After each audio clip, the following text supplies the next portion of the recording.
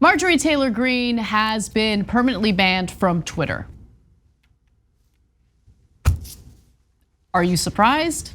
Now, Glenn Greenwald, and all these other free speech warriors who are outraged by this, even though she has broken the rules like several times in regard to COVID misinformation. Twitter suspended Greene's account after she tweeted on Saturday falsely about extremely high amounts of COVID vaccine deaths, which of course is unfounded, untrue.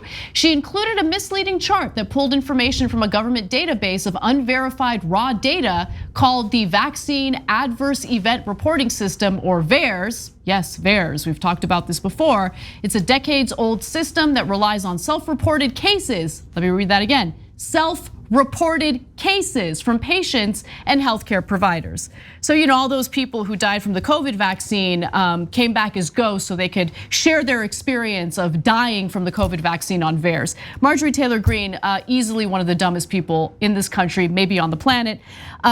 Also, she had tweeted other nonsense in the past, so she had broken the rules. She was given chance after chance after chance to stop breaking the COVID misinformation and disinformation rules, but she continued to do it. Later, she went on Gitter and claimed that she didn't care too much about Twitter, but really did care about Twitter because she's demanding that they reinstate her account. Yeah, well, if you don't care about it, then why have you been crying for 24 hours straight? Oh, you love being a victim, that's why, right? And this is a perfect thing for them. And the right wing does this trick all the time to get attention. Let's say the most outrageous things we can to get canceled so we could be the biggest victims of all, because they love victim ideology. They love it, they live for it. Okay, so now guys, it is an interesting issue though. What do you ban and what don't you ban? So for example, if someone said, hey, we disagree on the size of the defense budget, well, I wouldn't want to ban them. I don't even know which side they're on, right? And both sides are perfectly fine. By the way, lives are on the line there as well, but we're making policy and we've got to decide and have an open discussion about that. Now, let's go to the other extreme. Let's go to, okay, let's say there's a virus that if you go and just have contact with that person, they'll drop dead, okay?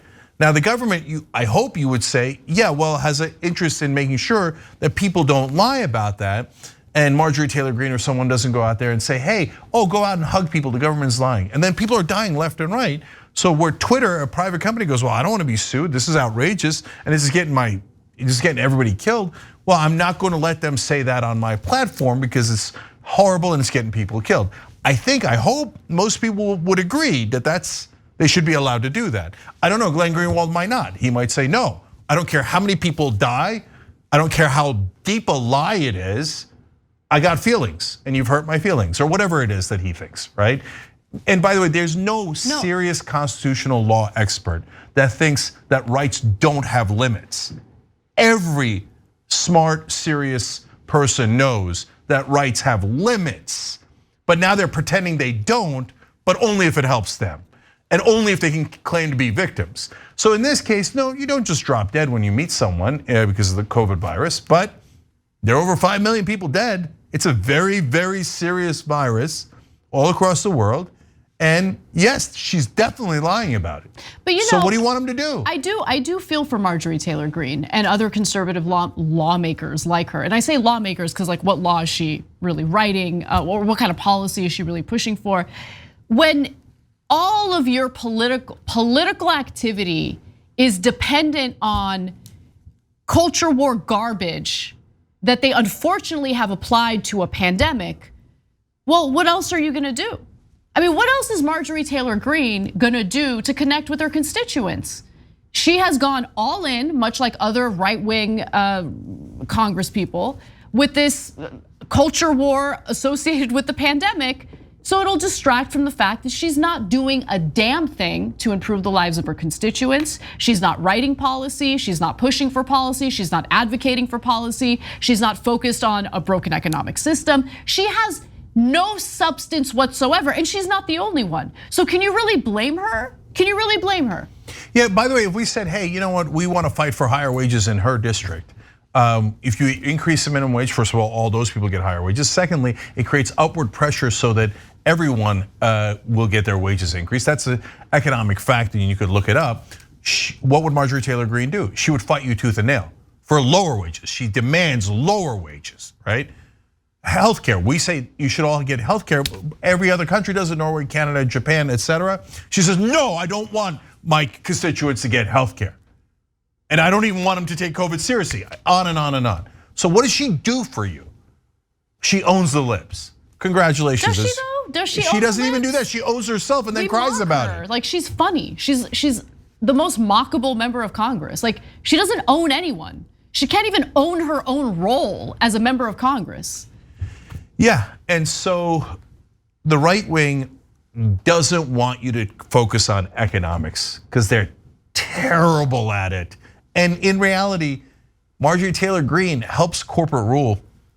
She helps them deregulate every industry. She helps them avoid taxes. She helps them keep your wages low. And she distracts you by saying, oh my God, I am for freedom because Twitter is discriminating against me.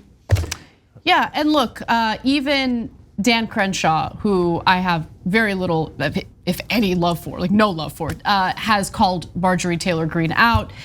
So she's presenting herself, of course, as someone who's being censored, and her speech rights are being violated by this private company that had very clear guidelines that she decided to violate several times. And so he wrote that Marjorie scoffed at the notion of supporting anti-censorship legislation is indicative of her true intent to remain a victim. She doesn't want solutions and she doesn't care if you get censored. She just wants to be a victim so she can keep asking you for campaign donations. It's a scam.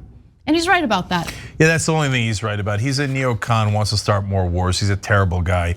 But it's obvious that they're all trying to raise money by pretending to be victims. And to be fair to Marjorie Taylor Greene, it is the correct racket if you want to raise a lot of money, because there's nothing the right wing likes more than fake victims. So we want to ask you all what you think about this, because some people are worried about censorship on social media platforms like Twitter. So on our poll section, tyt.com/polls, we ask, was Twitter right to ban Marjorie Greene from the platform?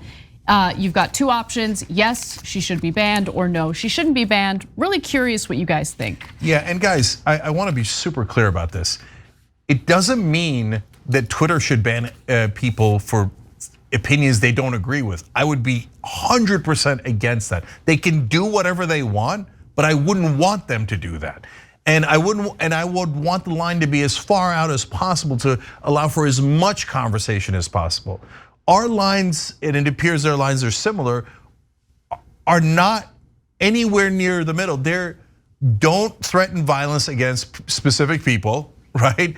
And don't lie about a disease that is contagious and can get other people killed.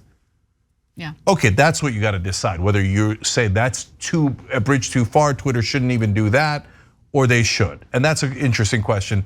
We'll let you guys decide. Thanks for watching The Young Turks, really appreciate it. Another way to show support is through YouTube memberships. You'll get to interact with us more. There's live chat emojis, badges. You've got emojis of me, Anna, John, JR. So those are super fun. But you also get playback of our exclusive member-only shows and specials right after they air. So all of that, all you gotta do is click that join button right underneath the video. Thank you.